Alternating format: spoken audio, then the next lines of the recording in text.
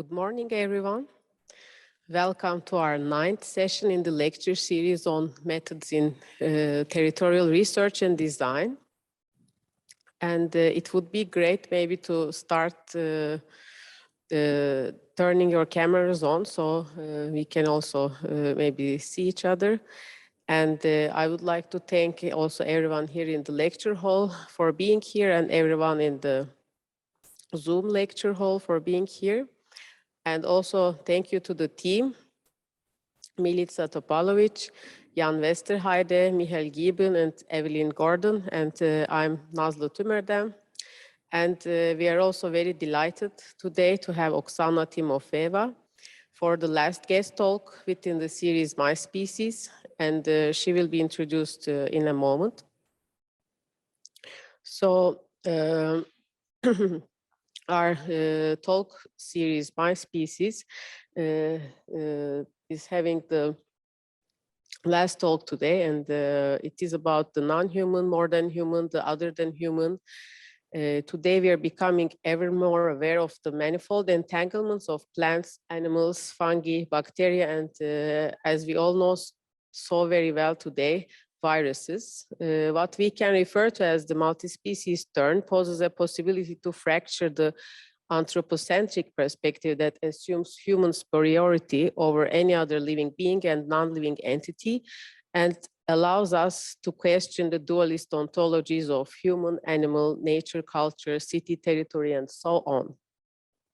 Within the team, My Species, the 4 guest speakers, Fei Fei Zhou, Alexandra Daisy Ginsberg, Florian Köhlin, and today's speaker, Oxana Timofeeva, engaged in the fields ranging from art and landscape representation to bioethics and environmental philosophy, will approach territory through the notions such as multi-species, coexistence, and diversity.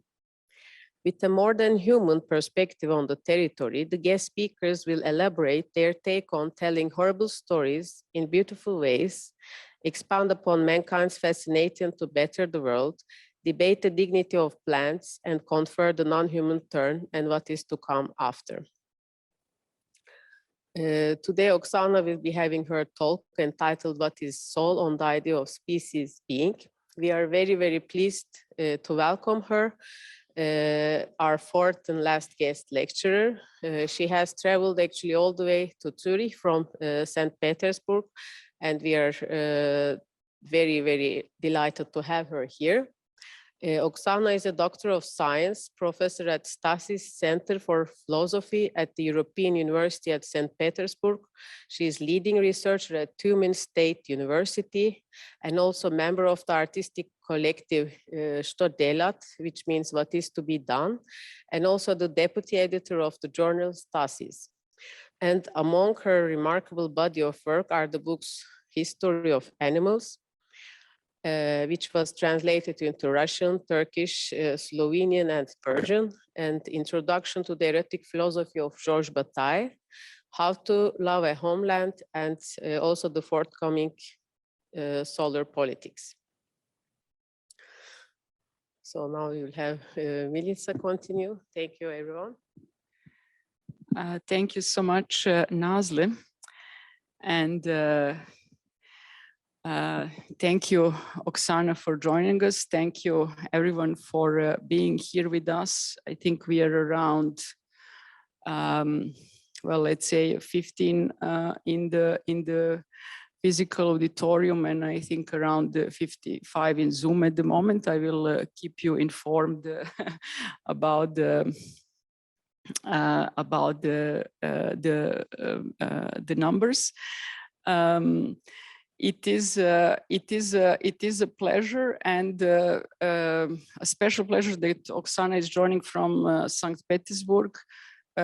She told me this morning that she has traveled abroad for the first time in 1.5 years, which is remarkable for a let's say international artist and intellectual and writer as she is. And I think we have forgotten a little bit how much the COVID has changed our routines, and also in this very auditorium, the fact that we are running this hybrid lecture series, I personally feel very privileged and excited that we are having a live event with Oxana being here with us. I would like to mention the notion of the non-human and the notion of the multi-species, and the fact that Nazli mentioned a kind of a shift in interest and energy of our investigations and work, the multi-species turn. I believe that that this notion could be applied to the changing climate and changing interest in our department as well. Students began considering the presence and the role of other species in architecture and urban space and the territory.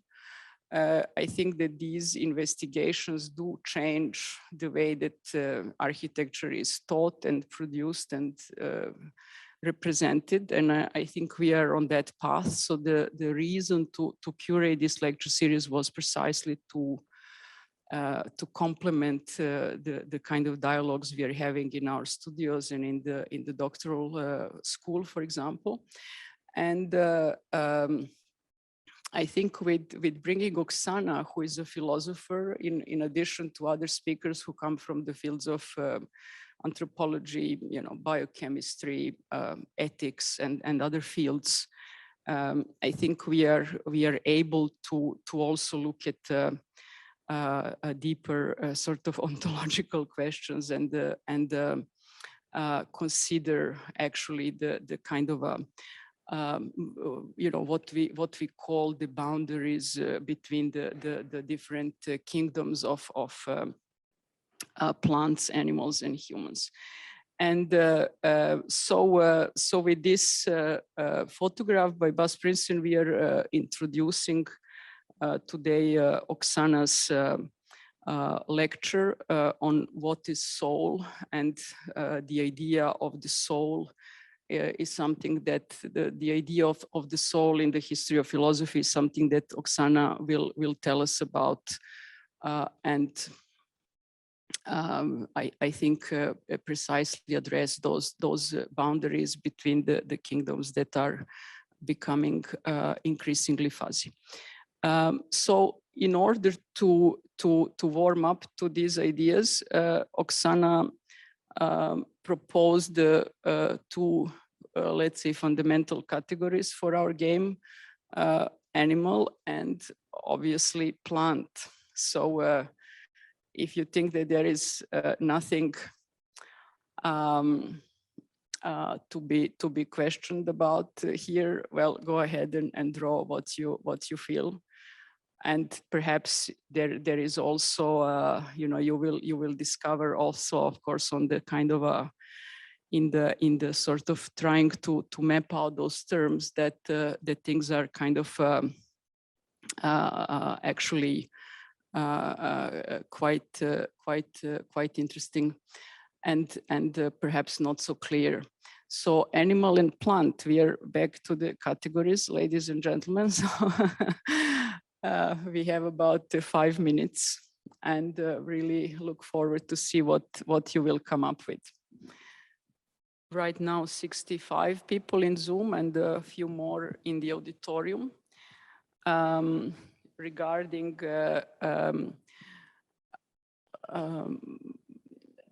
the sketching for all of you who are in Zoom, we have this usual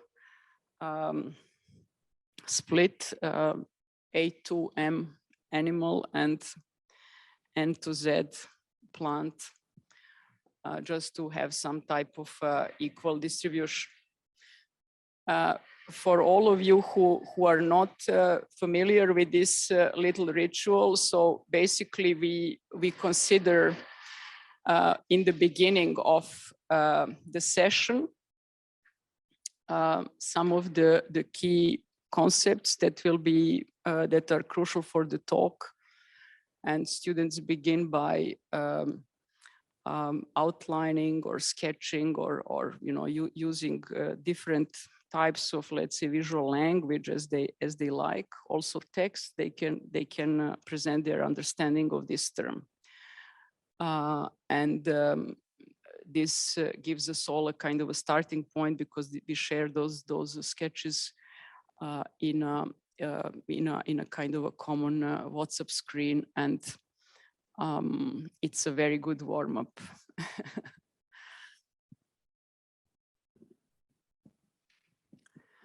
Oksana, if you like, you can come down already.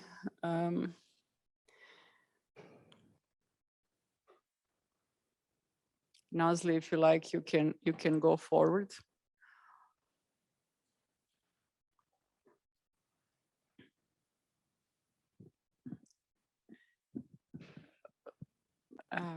If you like, you can move a little bit closer to me, because then you are also in the camera. So here is Oksana, everyone. Where's the camera? The camera is right there, yes. Hi. And, we probably shouldn't comment, right? This is, oh God. This is more or less what I will be talking about. Yes. I think we haven't seen any animals so far. We're just waiting for animals, and then we can.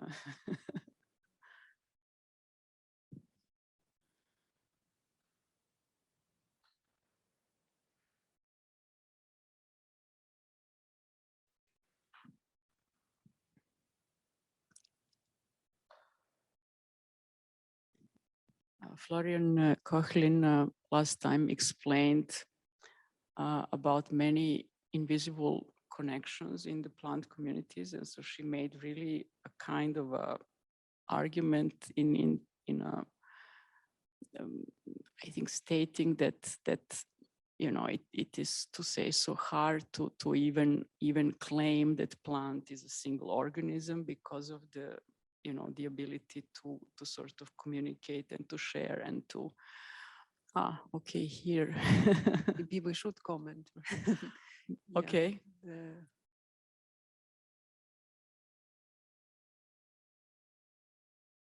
The animal consists of living cells. Right? Of living cells, right? A biological organism having hands, kind of legs, and the kind of head, perhaps with a brain, but there are also those with no brain. Right. Or maybe it's raining and the animal is like a plant in the previous picture, is getting dispersed around the space, its own space. Its borders are not clear. Right, Yeah, right. So flexible. Exactly. The difference between the individual and the kind of collective is fuzzy. Mm-hmm. Is this a tree? This is indeed a trunk. A trunk, yeah. Mm-hmm. Trunk.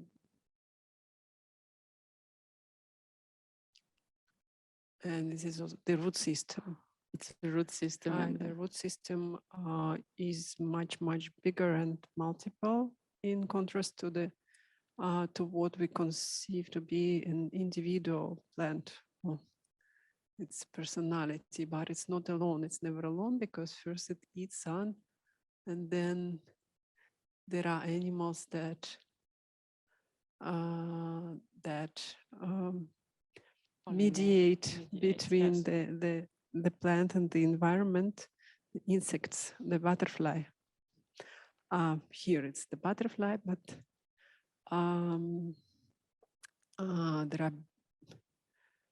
there are yeah. We have to speak up. No problem.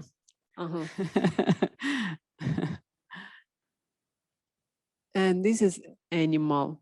First we see brain, brain, yes. And the pressure, the cardiogramma. So they have heart, and we will be talking about the sensitive soul of the animal. It has feelings, and these feelings that the nervous system is connected to the brain, but the affective life of an animal lies in between, within the animal bodies. Also love. Interesting. The animal eats a plant. It's a plant, right? It's a plant, right? They quite some surprises already in these few sketches, yes. Plants, seeds. Yeah. And there is an aesthetic dimension in the life of plants, which attracts human beings. There is something fascinating in plants, and especially in flowers, because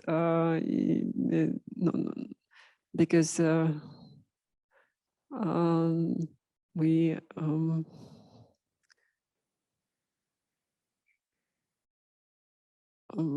when we look at them, we feel we have positive emotions, and we also take plants as like separate persons. Sometimes I was even trying to talk to a plant. It's a good practice. But yeah.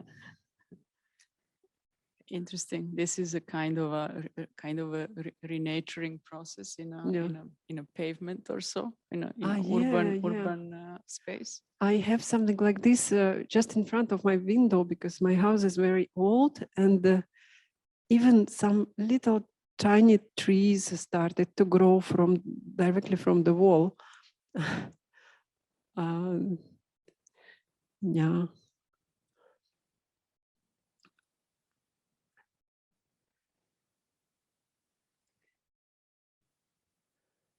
What is this? I think there is a circle. We can also ask a student from the auditorium to explain. Hi, do you hear us? I have a trouble actually to read your name on the sheet. Look. Lucy. Hi, Lucy. Yes. Are you still there? Could you tell us what is meant here? Can you hear me? I'm in the Zoom auditorium.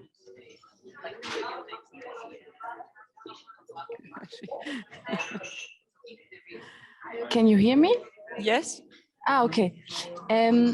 So I was just thinking, like, plant and animal maybe are not so different, because they both live and they take things from the outside, like the air, the water, and the sun, and just give something else back and somehow transform those things, like from the atmosphere, and give back something else.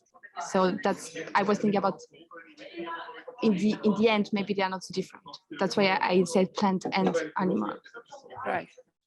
It's kind of a more holistic perspective. Yes. Great. We can whenever you like, Oksana, we can also maybe show us that one human animal, and then maybe we can finish there. I just saw that. Okay. Yeah. Wow, that's a serious. A serious statement. I would say yes. It's a serious statement, yes. So it's a kind of a mythological kind of a hybrid a metamorphosis. A metamorphosis in between, yes. a spider and a dinosaur or an animal. A scorpio, isn't it, or something like that? Wow. Okay. So very various streams of thoughts and associations. Well, that's exactly what we meant by saying that these are not such simple terms. And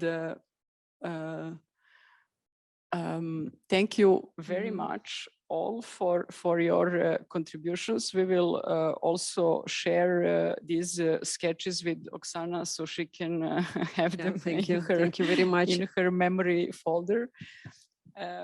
Thank you. So Oksana, the floor is yours, and we are eager to hear you and to have a discussion afterwards. Thank you. The things that I will share today are from the book on which I'm working right now, and which will supposedly be called On the Soul.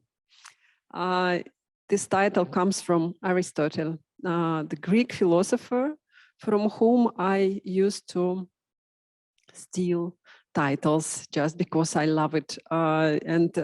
Another title of my first English book, The History of Animals, was also stolen from Aristotle, because I really loved the idea that animals do have history. This book will be also having this reference. But first of all, I would like to thank Milica for inviting me here, and Nazli for taking care, and for my second time in Zurich. I am extremely happy to be in such a wonderful room and talk about the thing which is the most interesting for me right now. So the soul.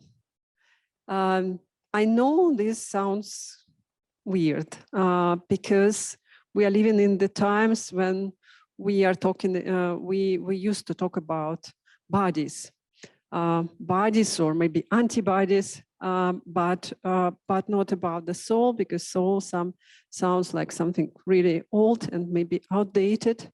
But I would like to show that what I'm doing is a kind of, I would say, a philosophical recycling. I take an old notion, a concept, and see how can I transform it into something relevant, and what are good points that should be recovered from the centuries of some connotations for which humanity was ready at that time, but now some more new senses are open to perceive it in some alternative way. So in Christian and other religious traditions, soul is traditionally opposed to the body, or conceived in relation to the body. Whereas the body is mortal, the soul is immortal, and after the death of the body, it either rejoins God in some heavenly enjoyment, or is doomed to suffer between guilt and punishment, or settles in another human or non-human body, or finally gets rest. Does the soul emerge together with the body, or does it arrive from eternity or migrate from elsewhere? To this question, every religious system has its own answers. But what they all have in common is the idea that souls are somehow separate or separable from individual bodies. As historically rooted in theology and ancient cosmogony, philosophy generally remains faithful to this principle but fundamentally transforms it. Philosophical conceptions of the soul sounds heretic to different extents, not least because philosophy tries to adjust its premises to a scientific worldview.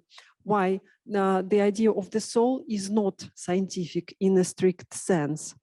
At the intersection of anthropology, ontology, epistemology, and psychoanalysis, this extremely ambiguous concept glimpses in between opposites such as consciousness and unconscious, mortality and immortality, material and spiritual, and operates within the discourses of individual, species, and the genus. I consider the soul, not an anachronism, but a highly relevant concept in relation to the problem of great current interests, such as the post-human theories of the Anthropocene, the limitations of technological reason, and alternative projects of sociality. I agree that in today's secular philosophy and theory, after the death of God, so to say, the soul did not disappear, but persists in disguise under different names. The concept, like brain, for example, the concept of the soul that I would like to put forward is beyond personality. Beyond selfness, as well as beyond individual bodies. What I'm trying to look for is an impersonal, the kind of impersonal soul that relates to the collective dimension of experience and practice, but also to planetary processes, biosphere, and ecological systems. It is also beyond species. Soul can be attributed not only to human beings, but and broader animals with brain, but to all beings. Thus, in animism, all kinds of things, living and non-living, are endowed with some spiritual energy of substance or substance. In other worldviews,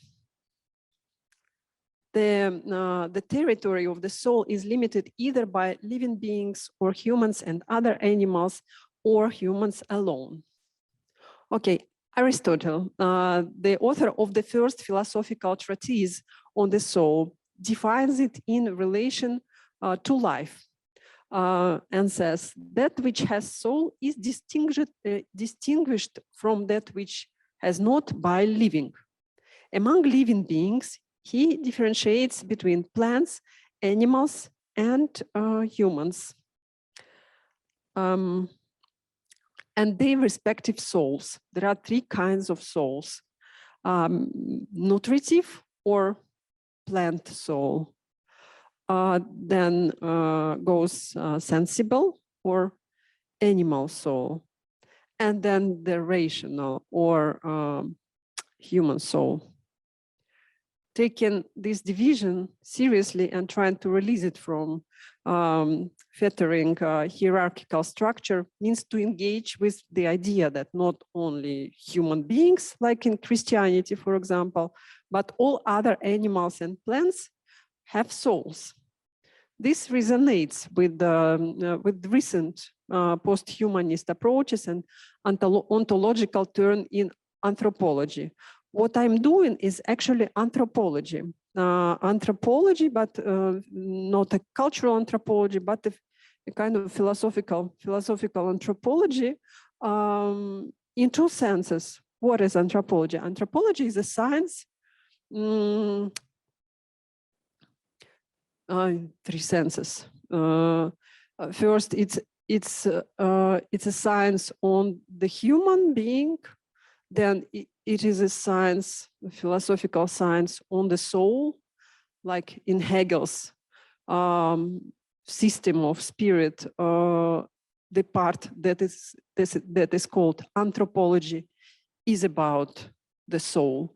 And also anthropology is about the people, the folks. There are different people. And we can, when we talk about the plant soul or the animal soul, we also, from the philosophical anthropological perspective, we can talk about the plant people, the animal people, or the human plant, or as they used to say previously, man as plant, or but woman as plant, woman as an animal, and the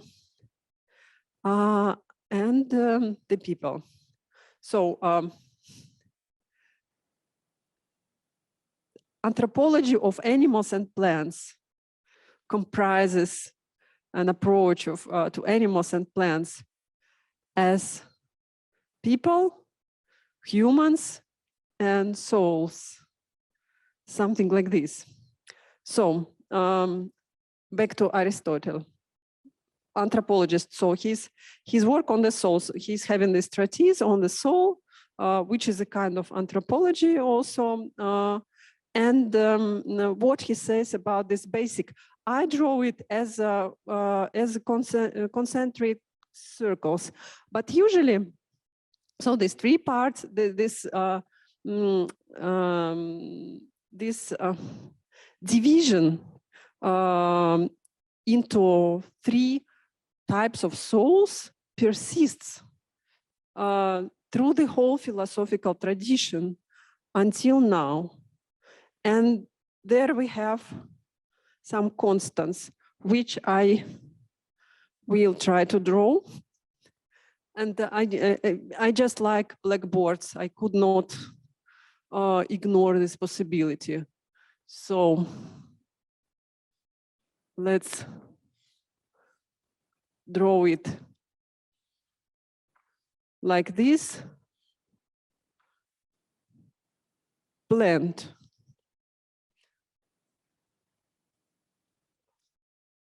Yes, then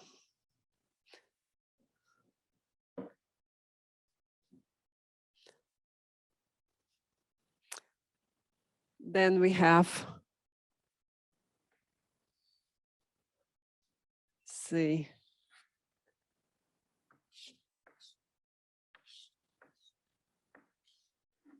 this animal, a basic animal, runs parallel to the ground. And then we have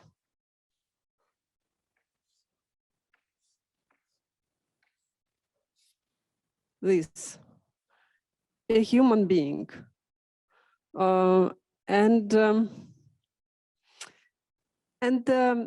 Traditionally, they comprise a kind of hierarchical structure, one after another, and the human being is the highest. So human, then goes animal, and then goes plant. But I suggest to draw it as a concentric circles. So plant, animal, human. Why I use this figure? Because it then shows the main point that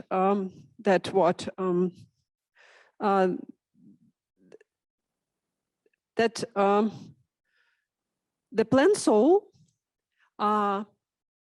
is the center of all other souls. So it remains, and animals and humans, they keep the plant soul. They keep a kind of plant within. So nutritive, not only plants, but everything and everybody that nourishes, grows, and produces offspring has a nutritive soul.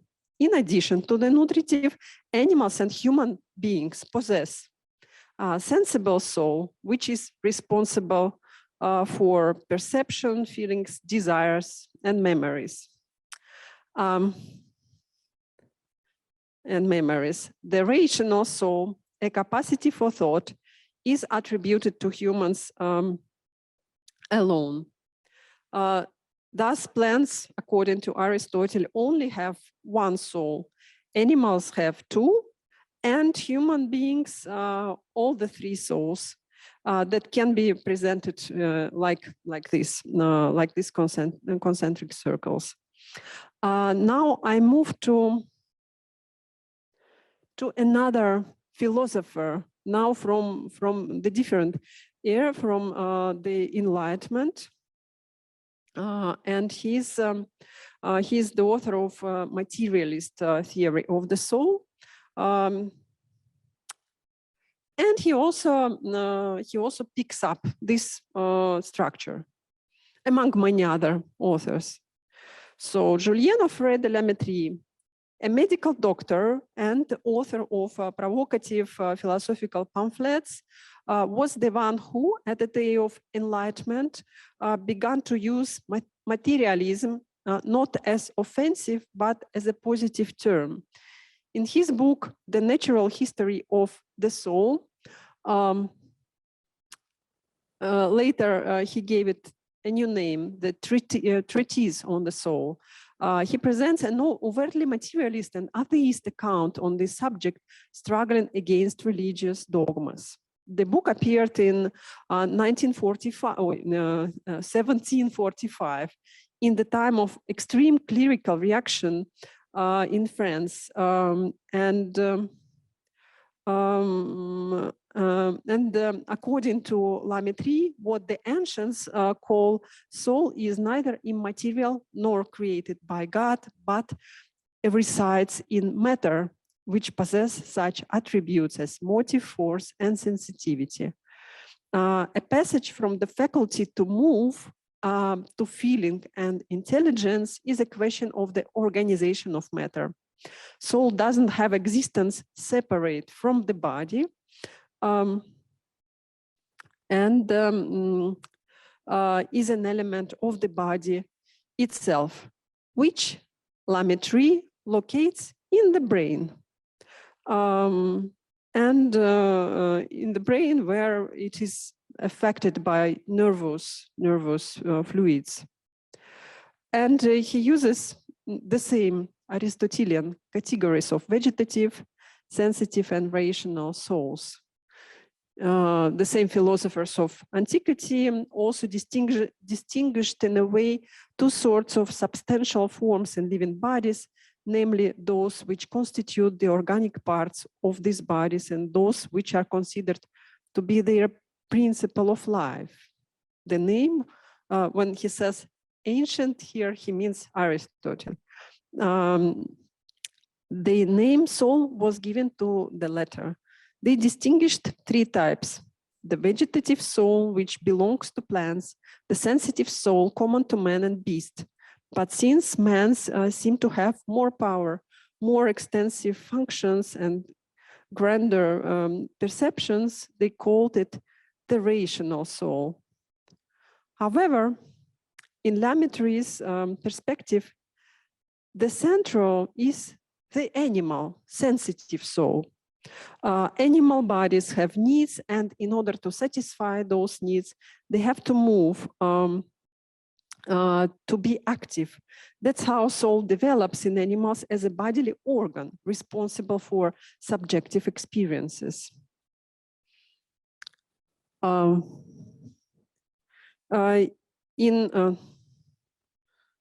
have to go back to the previous. In July of 1746, the Parliament of Paris condemned this book to be lacerated and burned by the public executioner. And La Métrie lost his position of a doctor at the French Guards and had to flee to Holland, where he published even more radical essay, more famous, the most famous of him, Man a Machine, where he extended Descartes' take on animals as machines to human beings.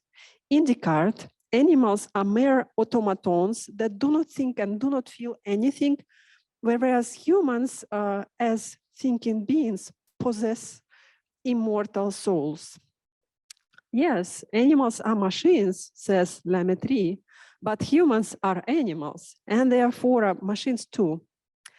However, they are also more than machines, as non-human animals too have souls. To be a machine and to feel, to think, and to be able to distinguish right from wrong, like blue from yellow, in a word, to be born with intelligence and a sure instinct for morality, and to be only an animal are thus things which are no more contradictory than to be an ape or a parrot, and to be able to give oneself pleasure, he says. Moreover, according to La Mettrie, humans and other animals are plants. This is what he states in his short essay, Man as Plant, my favorite. I mean, the central idea of this essay is that is the uniformity of nature. La Mettrie shows how plants, humans, and other animals resemble each other, but also in what they differ.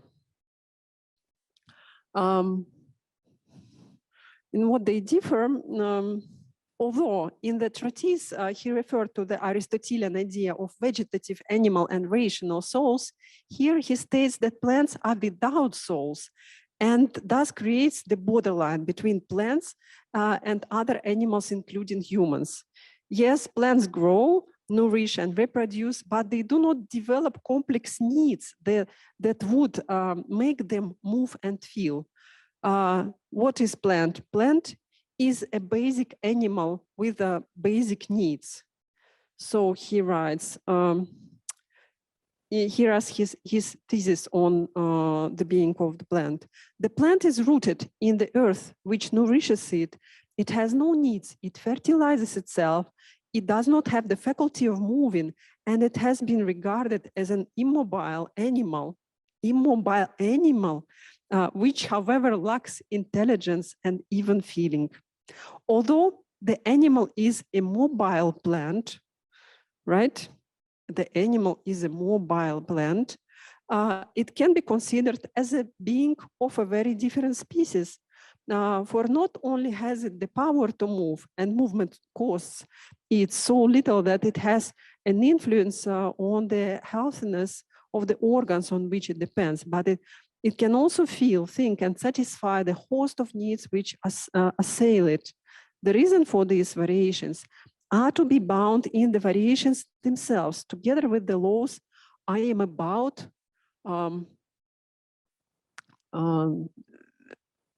to describe. The more an organized body has needs, the more means nature has given it to satisfy them. These means are different.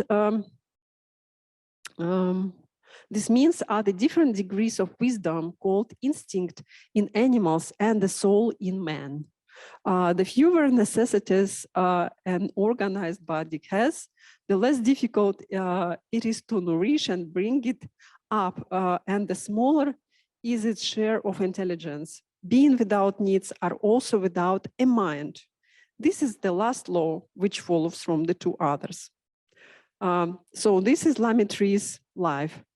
Plants are animals without souls. Animals are plants with souls situated in their brains, which in human animals grows into a proper intelligence. So we have basically the same scheme as Aristotle's, but I painted it in green because the plant here is really a basic element, and all others are plants too. And that's interesting. Of course, we can criticize La Mettrie endlessly for making this difference, for saying that plants are not developed enough, for his anthropocentric worldview. Of course. But what is really funny about that is that all others, we all are plants. I mean, all our animal kingdom are are green, are plants. We have this plant within. And it's a basic, we are plants plus something else. Contemporary science, if we consider contemporary science, it kind of tries to demonstrate that plants are also humans, because they do think, they do move, and they feel, they communicate, and so on and so on. So its main idea is inclusion. We have to include plants in the discourse, the democratic discourse of humanity, and basically here we have this. So in the more traditional terms, contemporary science on plants would be trying to say that plants do have souls. So going back to Aristotle. Then I move to another thinker. Now it's 20th century, and Max Scheler is a thinker of philosophical anthropology in Germany, and he's like the classics of philosophical anthropology, and he also uses this structure of the three souls, basically, as well as for Aristotle. For him, the border. The border is life between what have souls and what does not. And he's talking about not about the soul, but about the psychic structure. But it's basically meaning the same thing. Psyche means soul or life. And he introduces three levels of psychic becoming. First, plant, which he describes through its main attribute, ecstatic impulsion. The essential direction of life, which is designated by such words as plant-like and vegetative, is a completely outward directed impulsion. I'm therefore using the term ecstatic impulsion in plants in order to characterize the total absence of the reporting back of organic states to a center that animals have, the total absence of a reporting back of life to itself, the total absence also of even a primitive reflex and of any conscious inner state, however faint. And then animal. I will explain what that does it mean. Also with regards to the space, to the environment. It is all about the inner and the outer, the inside and the outside. This difference comes with regards to the animal, the plant, and the human. Animal is defined through instinctual behavior. It is ecstatically immersed in its environment, just as a snail carries its shell qua environment with it everywhere it goes. An animal is unable to turn the environment into an object. An animal is not removed from its environment. It does not have a distance from its environment, a distance from its environment, so as to be able to transform its environment into world or a symbol of the world, as humans can. It cannot transform the resistance of its affects into drives into objects. And finally, what is human? And he calls it world openness.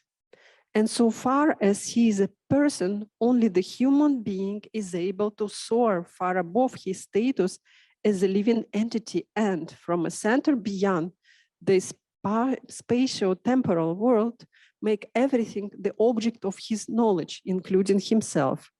The center, however, from which the human being acts out his actions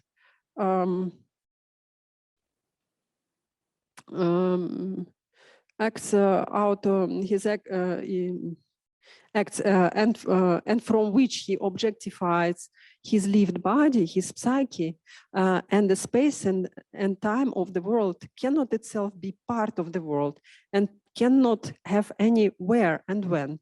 This center can only lie in the supreme ground of being itself.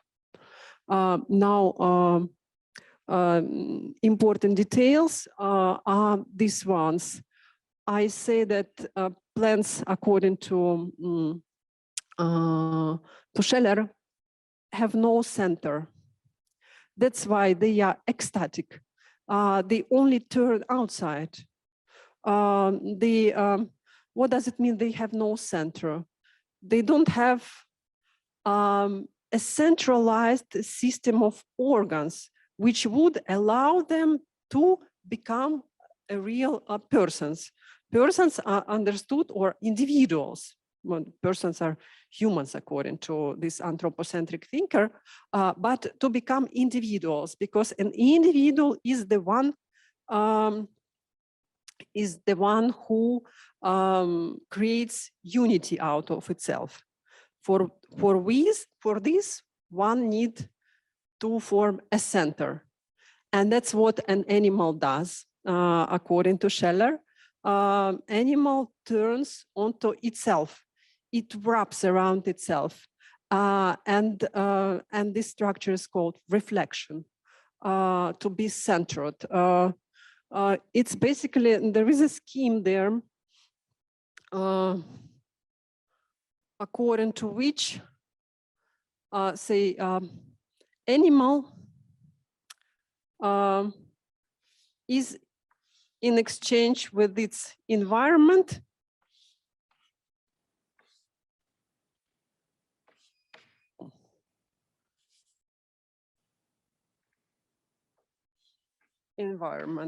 let's say this way.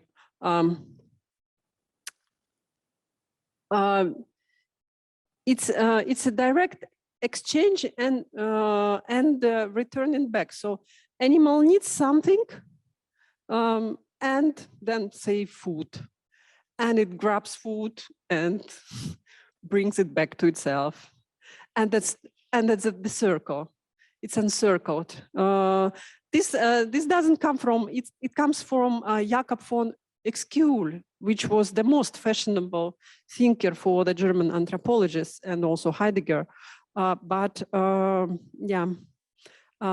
the difference. And human being has, according to that's right, centered.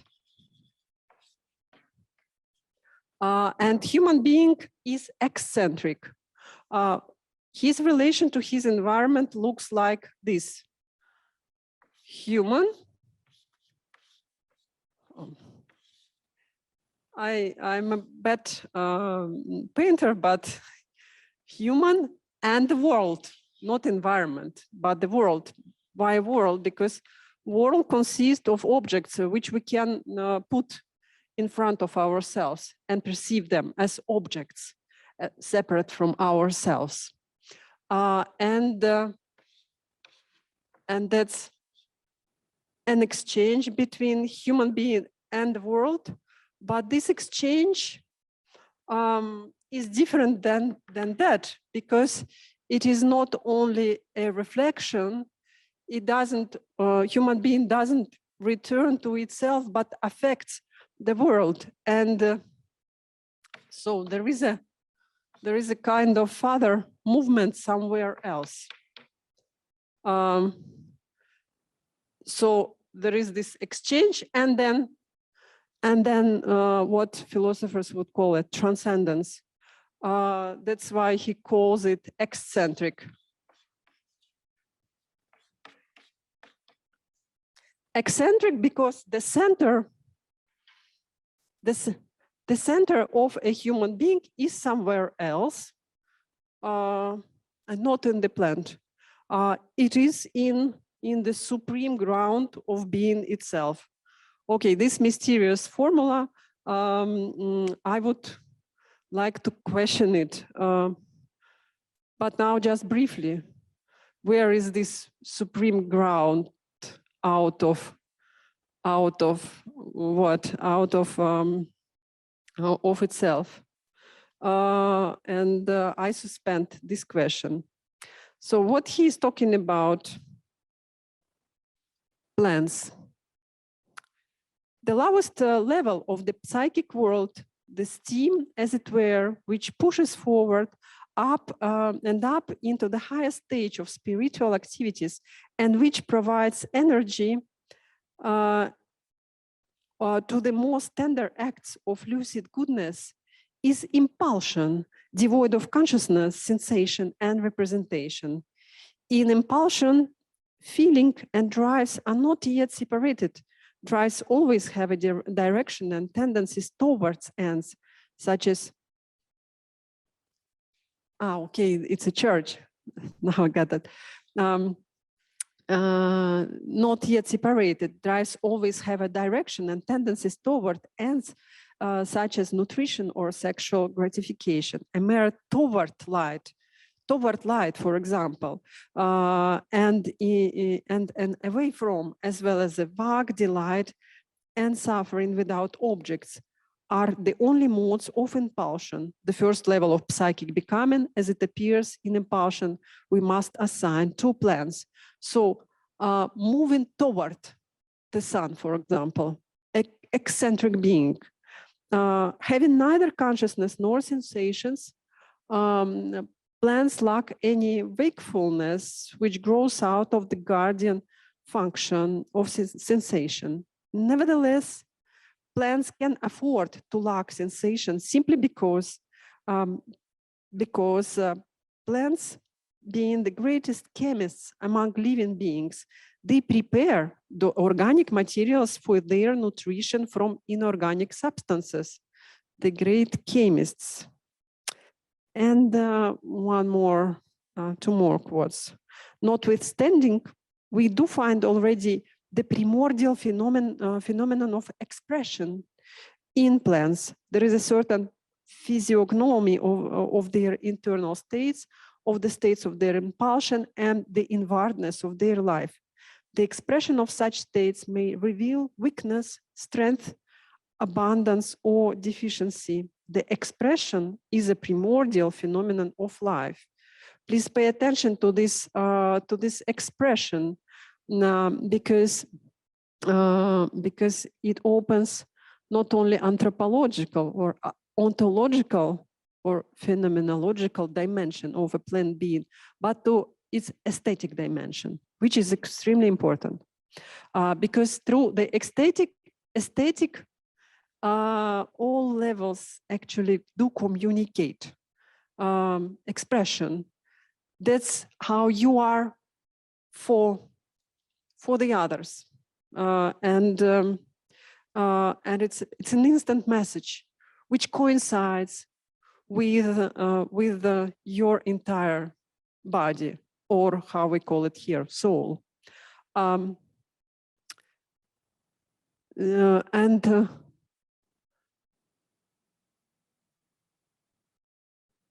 Yes, this last quote is also nice. Well, what is plant in human?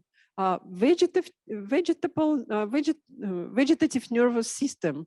So again, the plant soul is the beginning of the human. And he says, from an organic viewpoint, it is nutrition regulated by the vegetative nervous system, which at its time, as its name indicates, reveals the affinity human beings still have to plant life.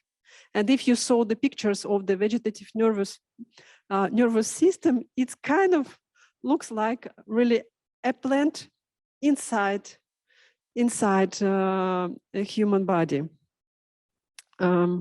It's our internal plant. Well, maybe, so my idea was that instead of these circles, we can maybe draw it as a triangle, and all the ends of triangle can exchange but it's but it's one. So we are all the three all the time, and plants too, as they are humans, as Lamitri already stated, and those humans. And those humans are very special humans, because if you consider them as people, and not only as humans, I mean people are not humans, but there can be non-human peoples, as Timothy Morton says, for example, non-human people. It can be any kind of, but people are a collective. I already said that there is a problematic point it was a problematic point for classical thinkers like Scheller to conceive plants as individuals. And yes, it's problematic to conceive it as individuals, because collective being precedes their individualization, which only exists in our positivist scientific approach. First of all, plant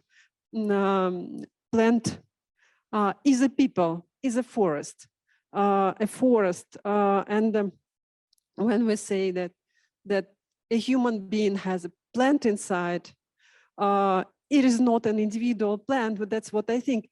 We have a forest inside, but then there is another question, which is really, really philosophical. What is inside the forest that is inside us?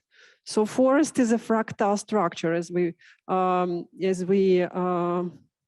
can say now. It's a fractal, and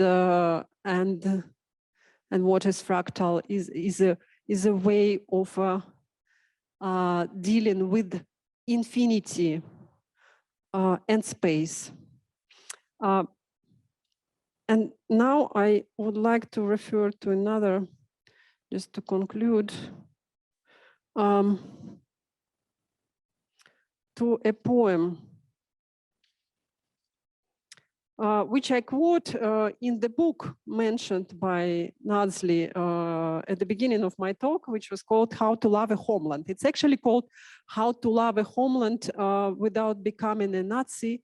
Could be called like that, but I choose a shorter title, and I talk there about love. And there is a quote from Brecht there.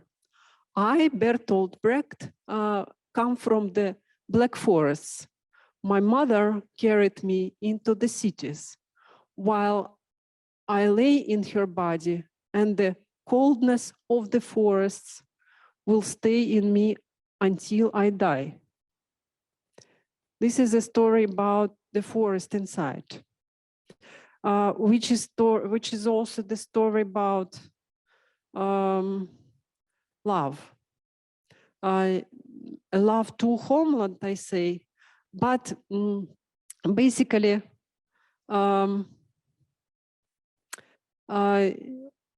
it's not only about homeland. When I say homeland, I use the same principle, a philosophical recycling. I pick up the concept which was really compromised historically, politically, ethically, and I'm trying to give it a new meaning, or maybe not that new, but to recover the emancipatory meaning of this term, homeland. And then in that book I mentioned, I refer to Gilles Deleuze, who is talking about, and Félix Guattari, who are talking about animals and their relations to space. Well, not to space, but to, they say, land, to their land and territories. And first, there is a movement of designating one's own territory, which every animal being does.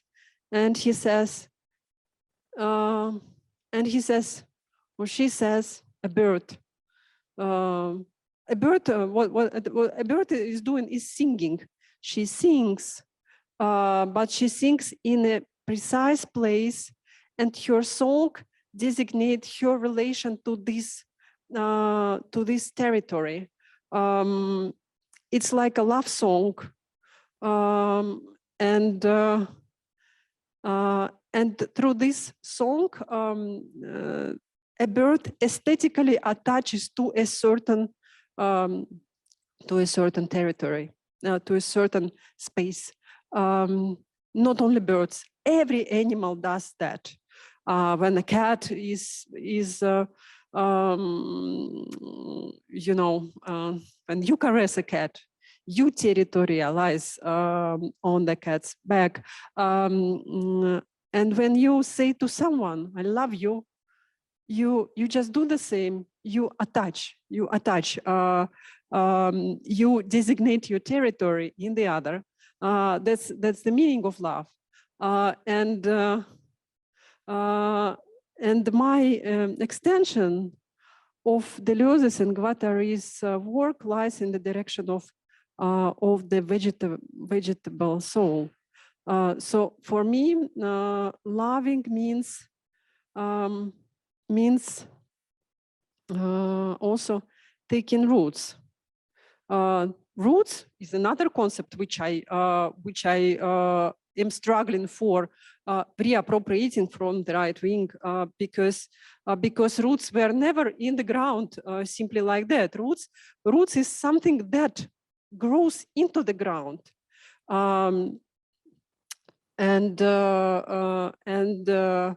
we can take roots in different spaces, so to say. And what is taking root? It's attachment. It's not only an animal song of love and territorialization, but it is an attachment to, say, land by the most intimate and most the most intimate part of the soul, which is not the sensitive even, but the nutritive, the basic, the plant soul of the individual.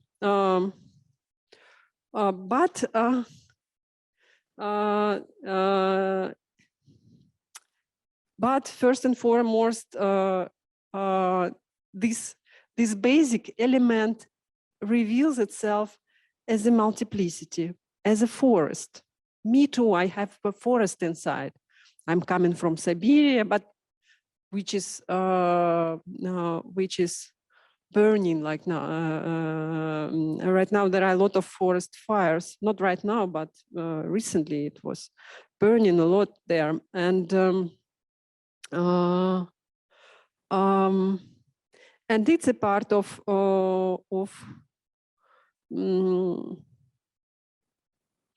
it's not even a part of the soul, but it's kind of this magic forest. Is something about which you never know what is really inside it. And as I said, it's a fractal structure. So forest, I began from anthropology, and I came to the idea of a forest, which we can consider from different perspectives: ontological, anthropological. So ontological, the forest of being. This being itself, which Scheller mentions as a place outside the world or somewhere to which humanity is turned, can be actually this forest of being, the multiplicity which precedes any individual entity, the place of the past, of the memory, of the unconscious, where the dead and the living, they are in the constant process of exchange through growth and death, through coming back into the soil. Then anthropology, because forest is super international. It is a multiplicity of peoples the plant, animal, human, people are all constitute a forest as a collective, or as a multiple collectives, and then indeed this aesthetical dimension which relates to the kernel of love, to this forest within. That's it. Thank you. I hope something was understandable.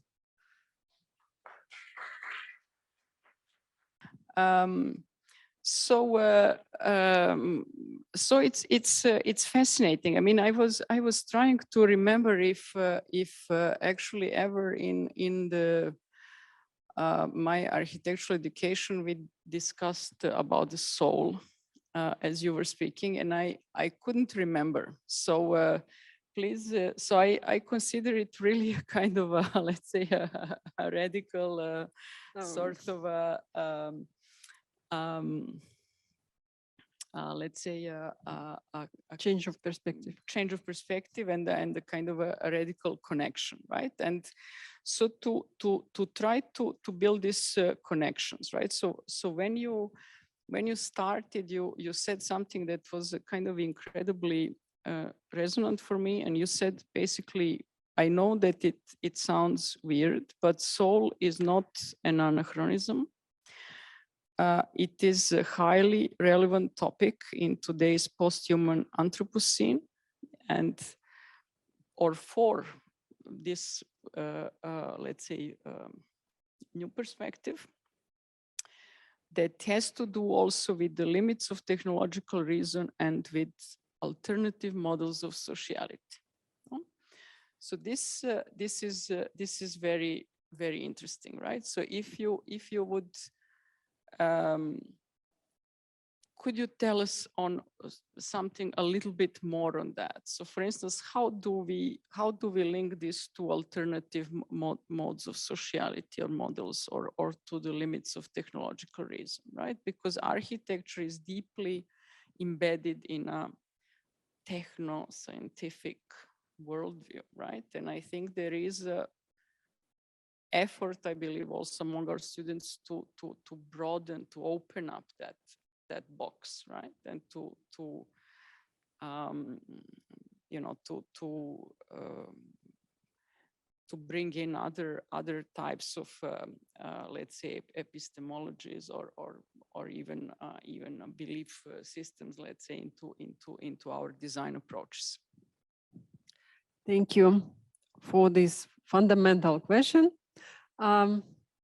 Let me first start from the limitations of technological reason, and then I need to refer to another concept, which is a notion, which is or fundamental category, which is body. Body is something that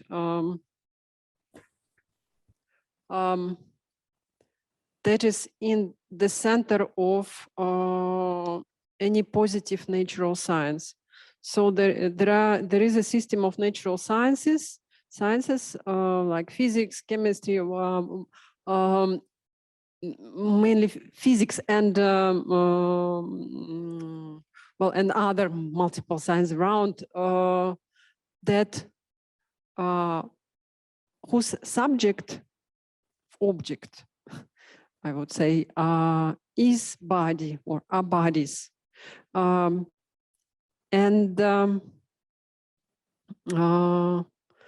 there are physical bodies. There are living bodies and non-living bodies. And the world consisting of bodies is a part of a worldview which is called physicalism. But physicalism is not the one and only possible perspective. It misses something, which I would not call so, but probably because then it can be also there can be also limitations because soul have been so much the notion of the soul so much appropriated by the long Christian tradition that again first of all it is taught as individual soul, and then that's something that relates to the body and is separate from the body. However, there are reasons for believing that what contemporary philosophers, for example, or theorists call body, because everybody is talking about bodies, and now we have like phenomenology of bodies. This kind of body and soul is one and the same thing. What remains as an alternative tradition are, for example, indigent knowledges, to which contemporary ontological term refers. For instance, ontological ontological term in anthropology. I mean, Eduardo Viveiros de Castro or Eduardo Kohn or other authors who work with the indigent people in Brazil or somewhere else and demonstrate that that the worlds can be different. And the culture to which they refer is animist. Animism sees the souls everywhere. First souls, then bodies, and they are not created. Souls and bodies do not create a contradiction. That's what I mean. And this term designate a direction of thought, a development of our culture, which was needed, because it helps to overcome the limitations of this technological reason. It's limited. Why? What's the problem with physicalism? The problem with physicalism is that there is a main theoretical problem or philosophical problem with that, but there is also a practical problem. Theoretical problem is that physicalism does not allow to understand the nature of the spiritual. What I mean by the spiritual, not what the Christians think, not as something out there, but the spiritual, I mean all cultural phenomena, all material culture, all technologies, all what we create, history. This is all the dimension of the spiritual. What you cannot touch, but it therefore exists. It nevertheless exists objectively. And is a product of a collective historical work of humans and other animals and plants, basically. My idea is, because previously, in previous times, this spiritual being was attributed to, like in Scheller, for example, was attributed to human alone. And what I call the species being was attributed to, which meant a universal production, universal spiritual work was also attributed to humans alone. And my idea is that this was wrong. No, it's not my idea. This was just wrong. But now it's time, because the epistemological conditions for understanding the role of other people in the spiritual history, like animals and plants, was underestimated because these epistemological conditions was not there good enough. So now they are enough. Now we developed the levels of criticism enough to talk about the universal spiritual work of all living and non-living, of the non-human entities and people, and what I call souls. But that was a theoretical problem you could not explain from the physicalist point of view. Hence, where does the spiritual emerges? It cannot emerge simply from matter as physicalism sees it, from the physical bodies. There should be something else, but something else is not a divine instance which introduces its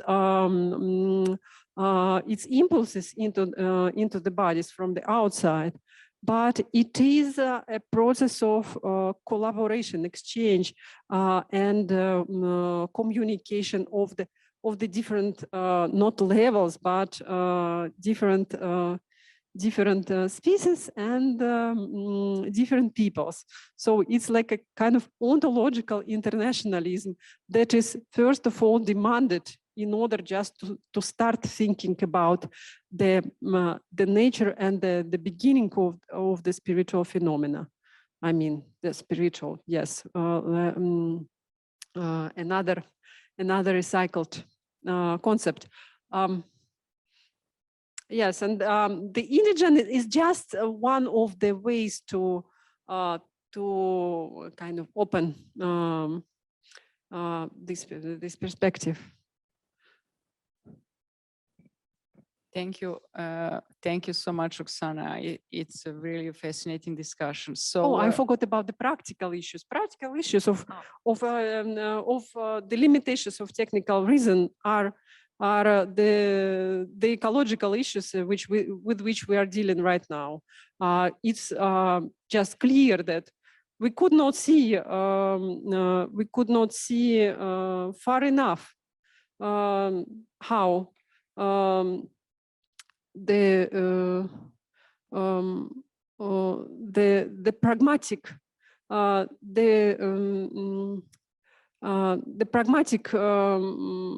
pragmatic activities can lead to the destruction of the universe around us. So now it's time to work on that. Therefore, we are coming back to the wisdom of the ancient, and we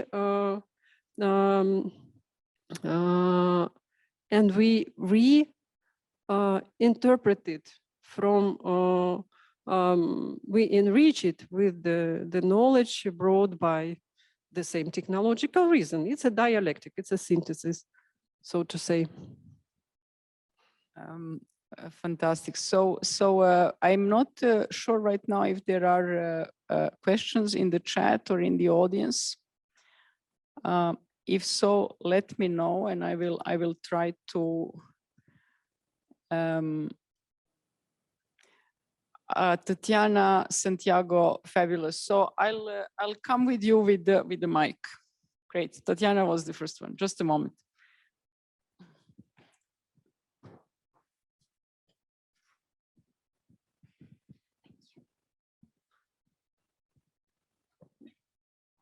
Well, thank you very much for the lecture. It was really interesting. And I have many questions, actually. I don't know how to try to connect them, but I'll start for this last idea that you're talking about, the practical ecological issue. And I'll try to connect it with this idea of the new materialism. And maybe this is a question that we'll do to every one of the lecturer, but there's this new how to say it, legal instrument that is trying to rework with water as trying to define it as a person. So I think that it's really interesting, the word people that you're using, and how is it connected to the word person, you know, it's not only trying to say that humans, we are the same as the material world, but also what you're trying to bring with the idea of soul, that maybe I don't know how to say, but the material world, it's also part of us. And maybe it's this idea that you're bringing about the forest. And I think it's really interesting how you're bringing the problem of landscape in this same idea of this limit of the non-living, but living inside us at the same time, and outside also. So my question is also how this idea of the materialism has changed with the appearance of psychoanalysis, and because my first answer is probably that the idea of the otherness, it's something that it came from there with the idea of what? Sorry. Otherness. Like otherness. Yeah, like the other, and but at the same time, it's an idea that came from the language problem, so it's really far away from the problem of the material thing. So my question is how it has changed also, and yeah, those are my kind of questions. Okay. First, so I put it as like 3 questions, more or less, and I will begin from the new materialism, which you mentioned, and refer back from the first, maybe not the first, but a remarkable usage of this term by Karl Marx. It's actually, so now we say new materialism, but actually maybe it's not that new, because this term was already in use more than 100 years ago. And Marx, no more, 200. Well, Marx has a short essay which is called 11 Theses on Feuerbach, where he's dividing the materialist philosophy into 2. The previous one, the old materialism, was what I now called physicalism, but also no, it was a critique of Feuerbach and German ideology, for that it considered matter, but what is this matter? If not an abstract, it's rather an abstract thought. And what was important for Marx, what he was called materialism, was a social being. First of all, a social dimension of being, a collective dimension of human being, he was saying. Because Marx was too quite an anthropocentric author, although he is the one to whom today's ecological turn in theory must refer at the first instance, because it is Marx who started to think about the metabolism of the earth, about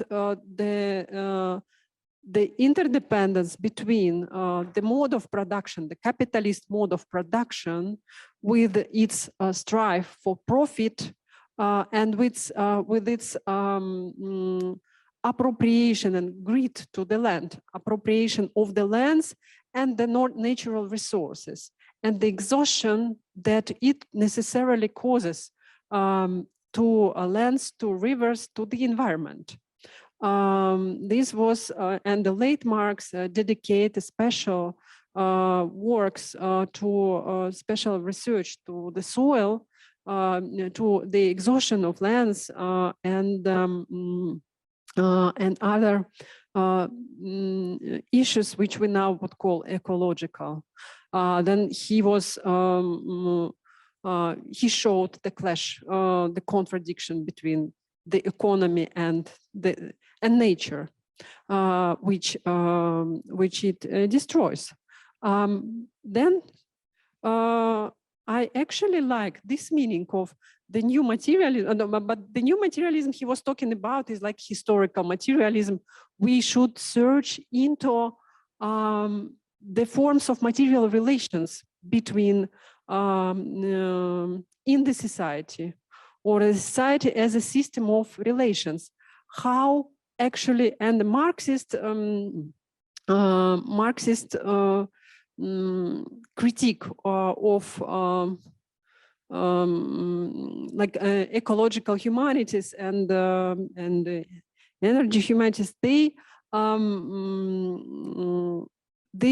refer to this critique and to this historical research of how, for example, how this or that industries affected both people that lived there and when I say people, then I mean also in the Marxist terms, their class structures, class stratification, and the distribution of labor, but also their private lives and their traditions, and the landscapes which are on which these modes of production depend directly, like mines, for example, how miners live, how they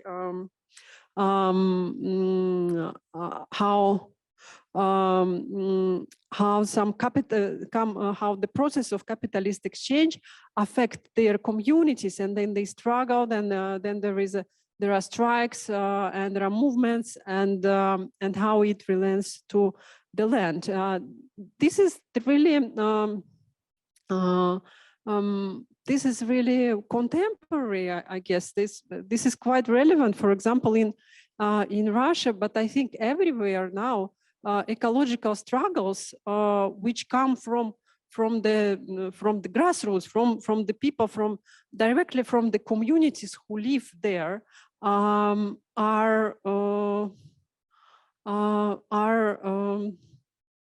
actually the most important in the society, not really, well, one of the most important. There are also migrant situation with migrants, but they are connected to each other, and the ecological struggle gives a certain like immediate image of what, for example, a human plant is.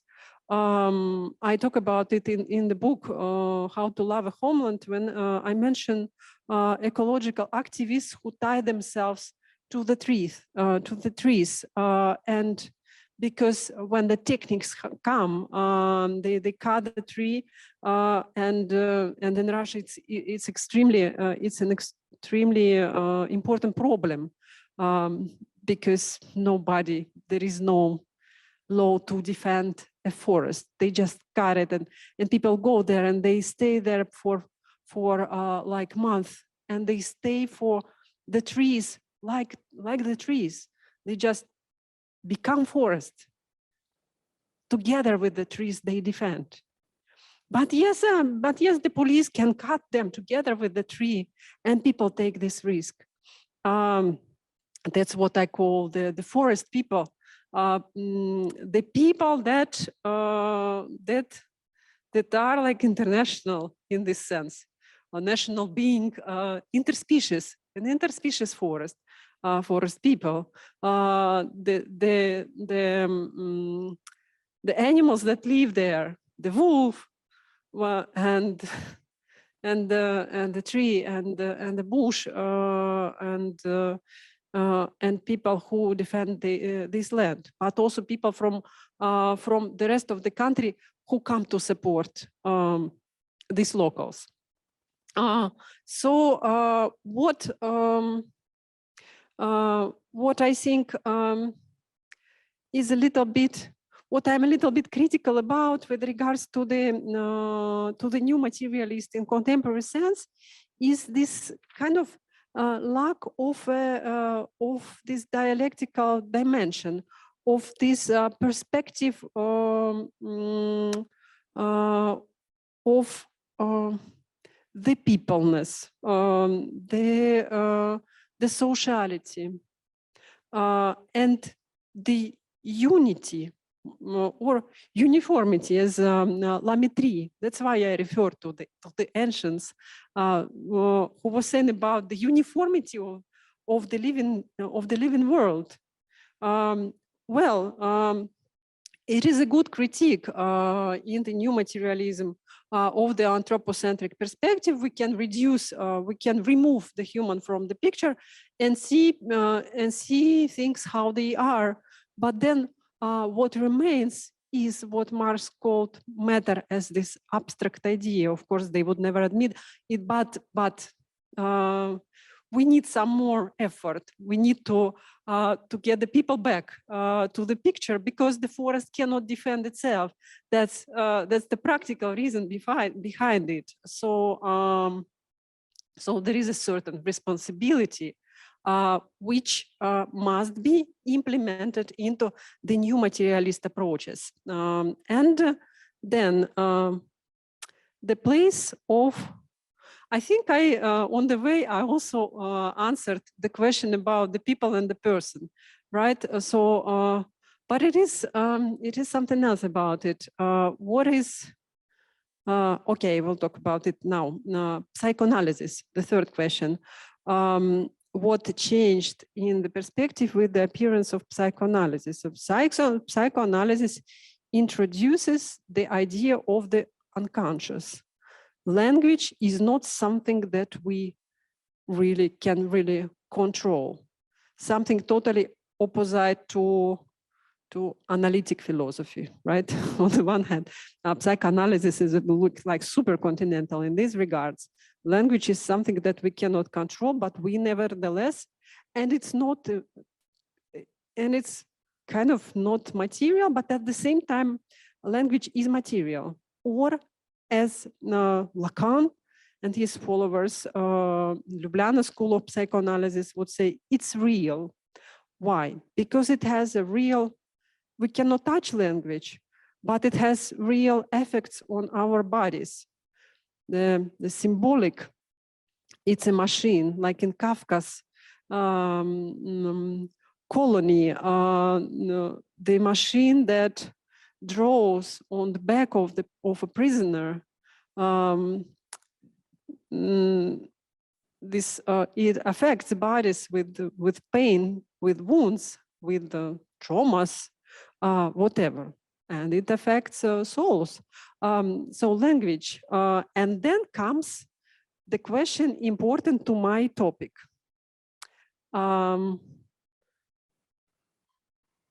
Do animals and plants have unconscious? Because for psychoanalysis, one might think that, like for people like Lacan, the division between humans and other animals goes through this, this way. It is a language and unconscious that is structured like language. Unconscious is not as a substance, but as an effect of repression, which happens through language, through the formation of language. And Lacan says, no, animals do not have unconscious because they do not speak languages. But there is a critique of Lacan. Derrida, for example, would say, well, okay, you say animals do not have unconscious. Do you have? You say people do not speak. Do you really speak? And at what then they do have? And when I think about it, I realize that that even if they don't have an unconscious, maybe we can say that animals, which also we are unconscious itself.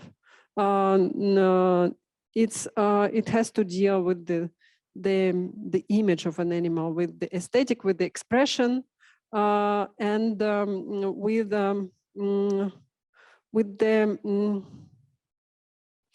the references that the classics did to animal and plant life. For example, Scheller, when he was talking about plants, he's saying they are unconscious. Plants are unconscious. This is maybe what if the plant within the vegetative nervous system has direct relation to the formation of the unconscious, and this will be its materiality, but not, again, not a physicalist direction. We cannot explain the beginning of thought by the nervous fibers directly, but dialectically they are in a way really the same. Yes, but there is indeed more than that, because also unconscious can relate to this problem between well, of the difference between the people and the individual, or the person, or a person. As John Kopchik says, for example, unconscious emerges when the individual is with the process of individualization, when individual is withdrawn from its species or its group, even. Let's say there is a group of cockroaches, and we take one and we give him a name, and give him a kind of a habitat, a small house, put it in our house and observe and say, hi Jackie, how are you this morning? And he responds, he answers with some gestures, which we can probably not interpret as an answer, but this is the emergence of the unconscious. Then my further step would go in the direction of saying that the unconscious, or this is another way of saying soul, or is unconscious, it's soul also. It is not within the cockroach head or my head, me talking to cockroach, but this is something in between. This is the space between us. This is where the exchange happens. So the as well as consciousness is not in individual heads. This is like individualist idea, which must be proclaimed outdated as soon as possible, because individualism leads to this total disintegration of minds and the destruction again of our habitat. The unconscious and the land or the space must be tied more closely. And here again, we can refer to the ancients, like not Aristotle, but such an idealist as Plato was talking about the world soul. The world soul. He was saying the world is having a body and a soul, which is all around. Then this idea took the whole long way from Neoplatonics through Hermetic tradition and Gnosticism to the to thinkers like Giordano Bruno and then Spinoza, then Schelling to German idealism, and finally found itself in Vladimir Vernadsky's ideas of the biosphere, which is a kind of a materialist version of the world soul, which is then later known as the Gaia hypothesis by Lovelock and Margulis, now widely discussed by Donna Haraway and Bruno Latour and Stengers and other thinkers. From the world soul, like a super idealist idea, to the Gaia hypothesis, which is like super materialist and new materialist, one might say. There is a long way in which there is one constant motive, persists, which again refers to the uniformity of beings. I think there is something in that for which it makes sense to struggle. Thank you, Oksana. A very quick question, and I think this has been a very thought-provoking presentation. Thank you. Could you tell us something about what your thoughts are on artificial intelligence? I think there are many scientists and people trying to move beyond machine learning, which is just this very mechanical way of working with machines, to a way in which machines can be closer to the human mind. And I think, again, it's a lot about the mind and the conscious mind that they're trying to work with. But are there any of these scientists working with these other parts of human, plant, or animals which are unconscious, or the soul? Could we talk about the artificial soul at some point, or the artificial unconscious in the future? Thank you very much. A perfect question. I didn't make yet a specific work on the artificial intelligence, but I really like the idea which is suggested by Reza Nigaristani in his recent book, Intelligence and Spirit, where he introduces the systematic account on the new rationalism. So rational. So what he's talking about is basically what we here call rational soul. And he is saying basically the following. So rational means about reason, and the reason was so widely criticized, especially in the 20th century, as the technological reason, destructive, authoritative, etc. But new rationalism in this version is quite interesting. Well, says basically Nigaristani, if we define the essence of the human in this old way, like the essence, I would say this word, maybe not the essence, he is different, he's using some different terms, but what is human? What is human when we say human is reason or rational, like in Aristotle? We can actually extend it a little bit and say then probably what is rational is human. And so not only what is human is rational, but what is rational is human, because human can be attributed not entirely to our species.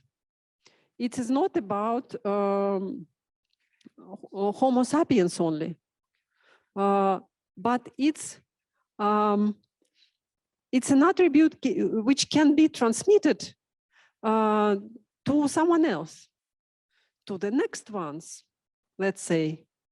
And artificial intelligence in this sense can be that humans. Means meaning why we are thinking only we are rational. We can, that rationality can make can be this point of transition between us and other creatures or other entities.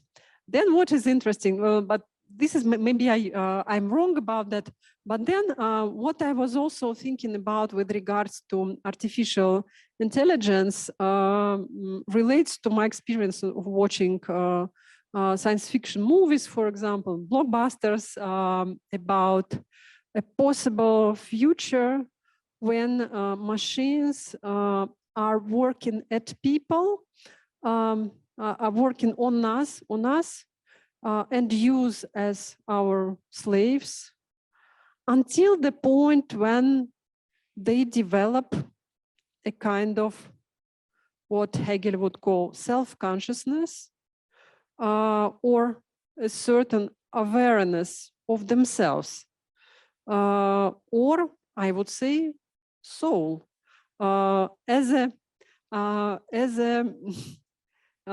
technical biological substance. Something should, and in the films there is always something like blood should emerge in the body of a machine in order to give us a sign that perhaps a machine is transforming into a proper animal or person, or someone who can say, no, I don't like this. I don't like to be a slave. I want my own. I want freedom. And then they unite, and then they make a revolution, the robot revolution. There should be a point of singularity when an artificial intelligence, when we can no more predict the activities of artificial intelligences on the way of their self-learning. And I strongly believe in the future of this form of, I wanted to say form of life, but it's not considered as life, right? Because life should emerge within a machine. What should happen in order? What should happen to the machine in order to in order for us to be able to call it life? Something should happen. This singular moment.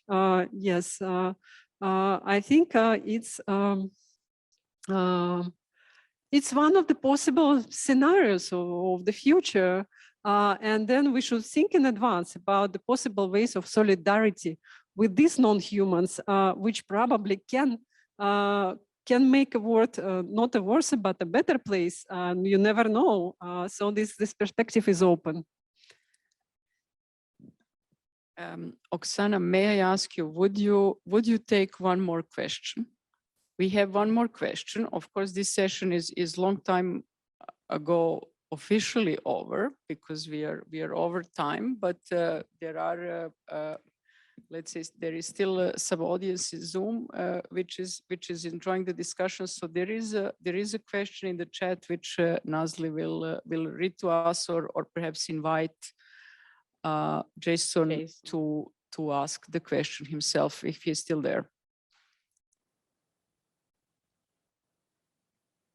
Jason, would you like to ask the question? Because I see him, but okay, I can read it. He's here. Hello. Yeah, my question is about homeland. You talked about the notion of homeland, and you connected it with Deleuze and Guattari's work. And at first, this seems a little bit contradictory because of their work about nomads and deterritorialization. So could you expand I apologize. It's hard to follow. Maybe there is a printed version of the question. Okay, I will read it. So he wanted you to expand on the connection of notion of homeland with Deleuze and Guattari, because he was saying that it seems a little contradictory with their work on nomadism and deterritorialization. The homeland, the connection of the notion of homeland to what? With Deleuze and Guattari, because okay. it seems a little bit contradictory with their work, he says. On nomadism and deterritorialization. Yeah, right. Yes. So Deleuze and Guattari begin from animal and from the three kinds of animals' relation to land, and the philosophers also, the thought relation to land. First, we establish a certain territory. then we move, we deterritorialize, and then we establish a new territory, we re-territorialize. This a basic elemental movement. Then what happens with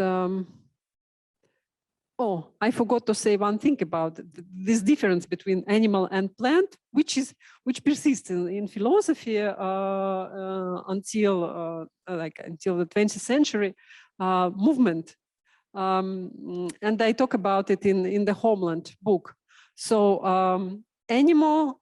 plant is considered to be the one, well, it's not the one, but that which does not move, which stays.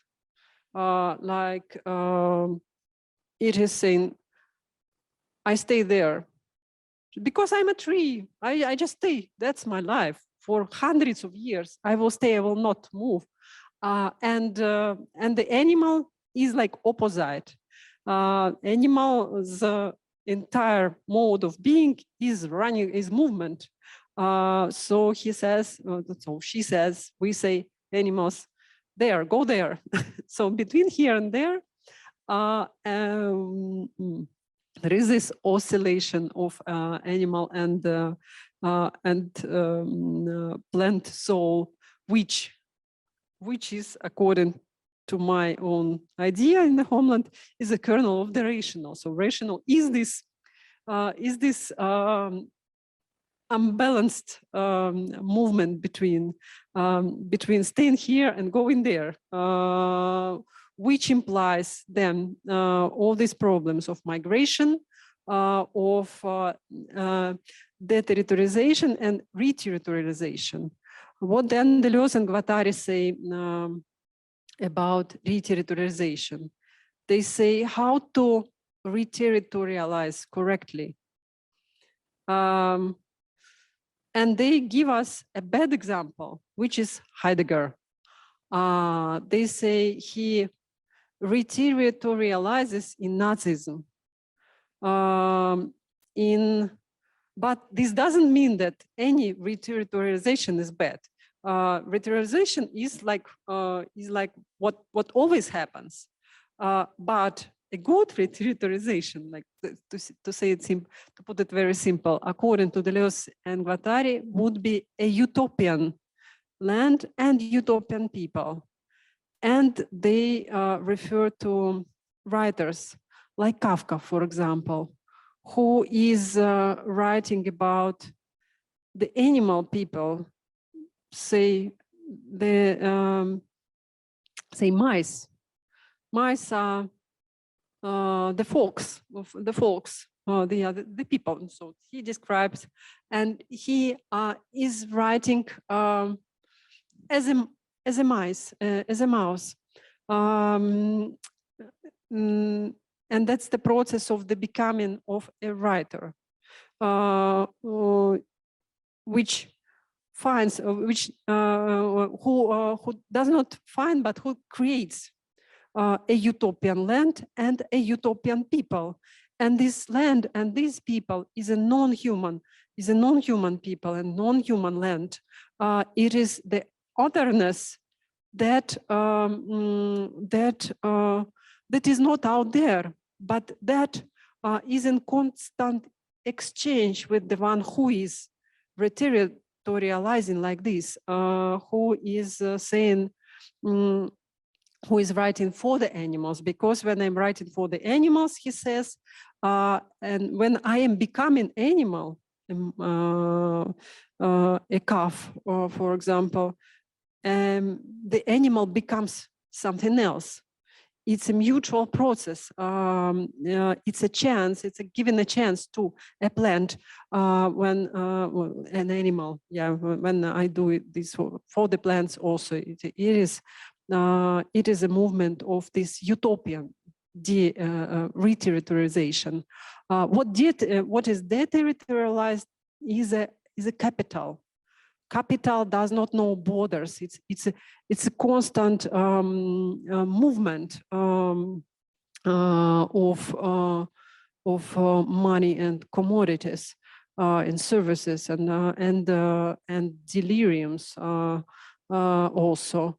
But one can reterritorialize in a utopian way, but also can mistakenly reterritorialize in a fascist way, and then identify himself with the people from the big P, or with the nation, like Heidegger to Germany, and then Deleuze and Guattari call it fascist way of reterritorialization. With regards to that, I am trying to develop the idea of homeland, which would correspond to this utopian perspective. But I'm trying to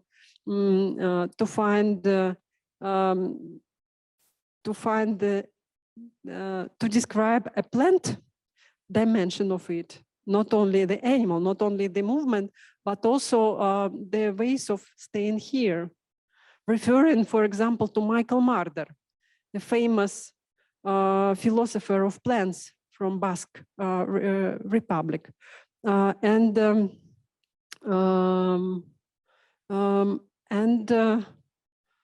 First and second, to find an elements on it in our everyday life and today's politics and today's struggles. That's probably, and this is a very important question for me, how to love a homeland without becoming like a patriot in the official sense of a military expansive machine, but becoming something different, becoming forest, which is the opposite to the territory in the sense of this political geopolitics of the right wings, which for which territory is a symbolic space marked with the signs of sovereignty of the state authority. So this land is, they say this land is like Russian, or I don't know, whatever, you name it. But no, it's not Russian. It's ours. Like the multiple people who live there, the plant people, the international human peoples, the migrants. We are all migrants in a way, and all other animals. So that's the point. Great, thank you. So we are way over time, but I'm happy we came to this point. A more I would say poetic, a more promising, a more hopeful understanding of the notion of the territory, which is exactly what we're here about in this course. So thank you so much, Oksana. You deserve a break. It was really such a great privilege to listen to you. We wish you a great time, all of you who are still with us, and see you in 2 weeks for the final session, where we will be looking at your most excellent and inspiring contributions and celebrate your work. Thanks a lot. Thank you. Thank you. It's also happiness to speak alive. Yeah. Great. So a big applause. We are very few here, so I think the Zoom audience is probably clapping with the little yellow hands, but we can't see them right now on the screen. But Nazli says it's happening. So thanks a lot. Ciao. Ciao. Thank you.